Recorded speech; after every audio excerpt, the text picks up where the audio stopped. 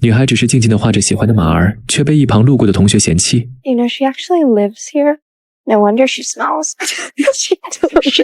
即便自己遭到再多的羞辱，她也选择忍气吞声。但这天女孩却无意间听见二人又谈论起自己的黑马会被送去做成阿胶。What did you say?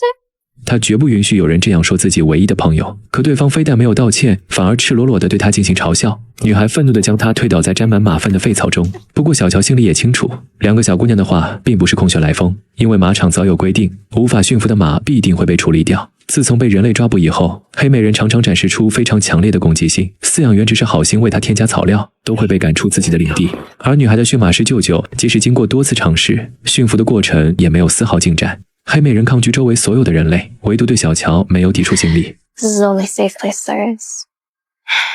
School sucks. People suck. Maybe we should just run away together. 黑美人也是小乔在这里唯一愿意亲近的朋友，因为父母双双车祸离世，才被迫和这个素未谋面的舅舅一起生活。可他却很不待见这个舅舅，对方从没关心过妈妈和自己。 Joe, I'm sorry. Don't touch me. I want to go home. You can't go home, Joe. You can't go home. Your mom and dad. 舅舅膝下无子，不懂得如何与晚辈相处。就这样，他便有了一人一马，两个最令人头疼的女孩。但也好在是有黑美人的存在，或许是同样的孤僻与倔强，他们俩竟互相吸引，彼此成了形影不离的朋友。可即便是这样好的关系，但当小乔拿起缰绳的瞬间，黑美人还是头也不回地跑走了。 No, I'm sorry. It's gone. She's conditioned to hate it. 野马的意志永远不会被击垮，它们是群居动物。领头马之所以能领导族群，都是因为彼此间的尊重。小乔受到启发，决定无论如何也要教会黑美人，挽救她的命运。可他刚拿起缰绳，就遭到了黑美人的强烈抵触。I know. Please. Just trust me. Look. Oh, wow. It doesn't hurt me.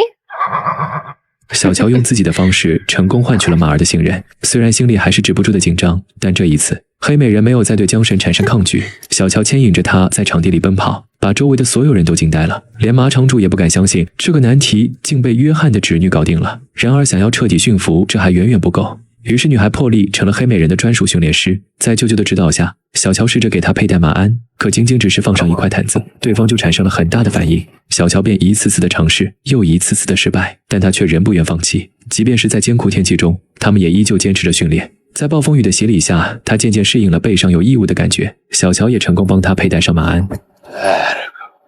You did it. 黑美人有了第一副马蹄铁，终于可以开始赛马训练。然而当舅舅为小乔示范如何上马时，黑美人却突然应激狂奔起来。 Uncle John! Are you okay? I'll survive. 这天，小乔正在翻看舅舅驯马的书籍，却无意间发现一张自己与爸妈的照片。他这才意识到，原来这个不善言辞的舅舅一直都默默关注着他们。亲人间的温暖和对父母的思念，让他眼泪瞬间夺眶而出。一旁的黑美人也感受到了女孩的情绪波动，她回想起曾经伤心时，自己总是在山林间狂奔，因为奔跑的风会带走烦恼，抚平受伤的心灵。于是黑美人俯下了身躯，示意小乔爬上她的马背。女孩很是震惊，但她自己根本就不会骑马。出于彼此的信任，小乔还是第一次爬上了马背。他们冲出了栅栏，来到了更加辽阔的草场驰骋。夕阳西下，余晖脉脉，那拂过发丝的晚风也将所有的伤心事随之带走。可这毕竟是小乔第一次骑马，没有经验的他稍不小心便跌落到了草堆中。 Oh no, Joe. Joe, you all right?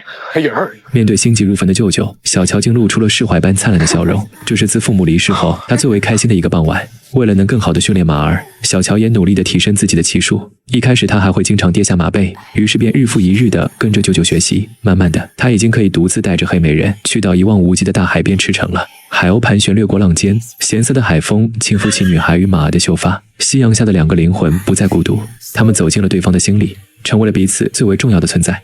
然而就在一切都向着好的方向发展时，一次意外却改变了他们的命运。随着气温渐渐变凉，马场里也得考虑为马儿取暖。可是粗心大意的马夫就只顾着看手机，忘记了将取暖器熄灭。夜里寒风突袭，散落的干草渣被带进了取暖器中，星星之火迅速蔓延了整个马厩。还好小乔被黑美人悲怆的嘶鸣惊醒，他迅速穿越火海，想拉着黑美人逃命。可马儿却惧怕火焰，不敢向前迈出一步。于是小乔赶紧脱下衣服，遮住他的双眼。 Just trust me. Joe. Okay. You're all right, Joe.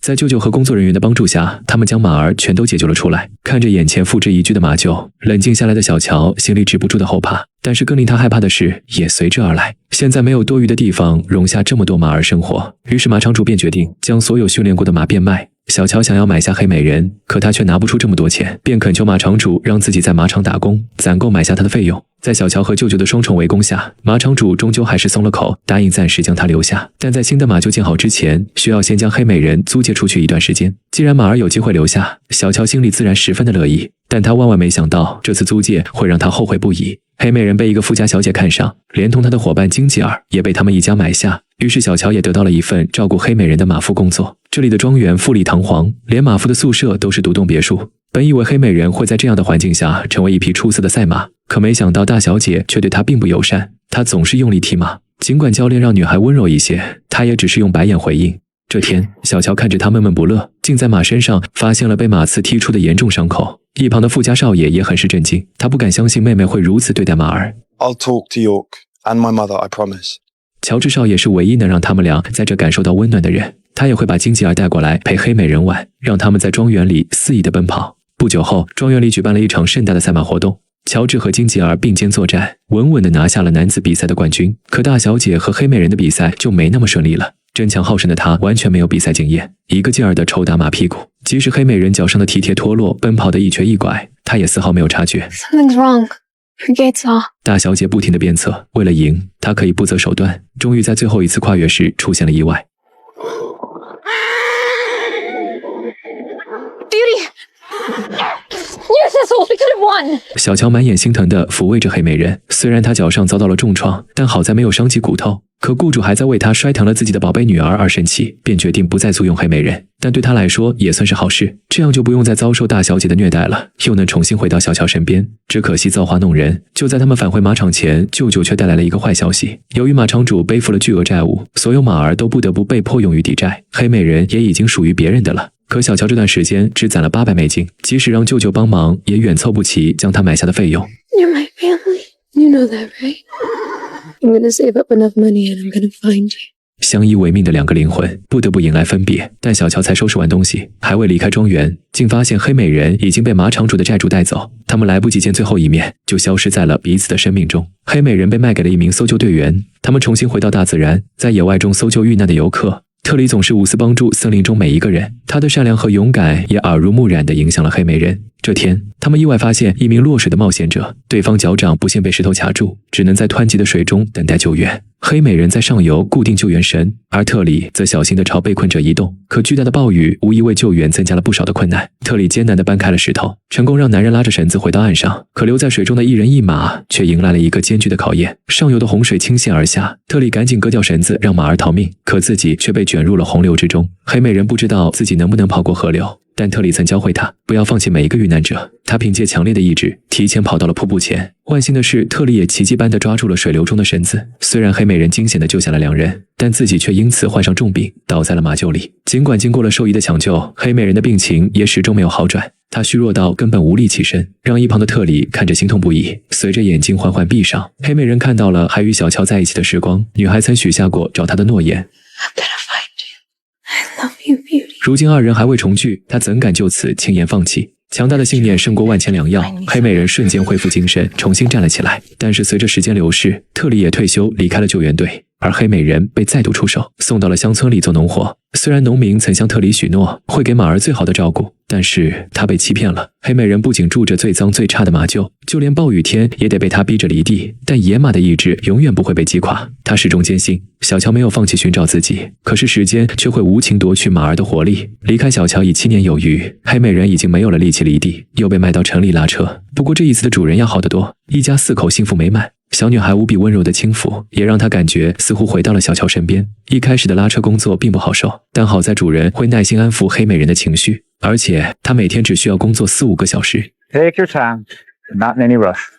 黑美人在安抚和鼓励下，逐渐适应了这份工作。春去秋来，她也见到过许多形形色色的人，但却始终没有等到过小乔。不过他遇到了曾经的伙伴，金吉儿竟也离开庄园，拉起了马车。曾经健硕的身材早已不复存在，在黑心车夫的压榨下，现在变得比自己还要消瘦。望着朋友消失在风雪中，黑美人心里也不禁一阵酸楚。由于这个冬天格外的寒冷，男主人不幸染上了重疾，妻子为了治病，不得不将黑美人低价出售。可这却让他也进入了一个黑心公司，居住的马厩弥漫着霉菌的臭味。但这还不是最糟糕的，更让他受不了的是，有2个马夫轮换着拉客。这意味着他得夜以继日的不停工作。这天，一个熟悉的气味从身边经过，黑美人回头望去，没想到金吉儿已经被压榨到失去生命。他不知道自己还能否撑到与小乔相见的那一天。令人窒息的绝望感瞬间涌上心头，他失去力气，倒在了工作中。然而，黑美人的罢工却被记者发现，黑心公司压榨马儿的事迹也随之被曝光了出来。 You're a famous horse now.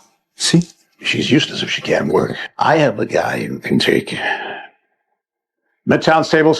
No, miss, I'm sorry. I really don't know anything about that horse. Even more reason to be rid of it. 老板叫来了2个屠宰场的人，他们沾满鲜血的双手让黑美人也察觉到了自己面临的危机。但野马的意志永远不会被击垮，他奋起反抗，不让他们轻易得逞。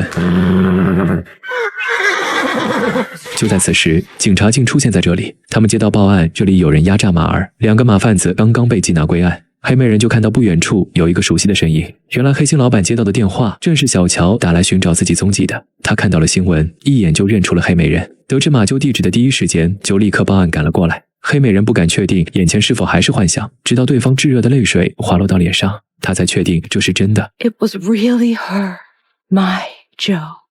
My beauty. 小乔带着黑美人回到了曾经的马场，昔日被大火吞噬的马厩，如今已有了崭新的面目。他不仅没有忘记寻找马儿的承诺，还在男友乔治的支持下买下了整个马场，给了他一个温暖的家。2个美人都因为失去家人而将心门深锁，把自己困在孤独里无法自拔。命运让他们不期而遇，治愈彼此的伤痕，而后又残酷将其分开。但信念的力量也如野马的意志般坚韧，它绝不会被生活所击垮，哪怕被千山万水所隔绝。有爱的人只要心存希望，便不会停下寻找彼此的脚步。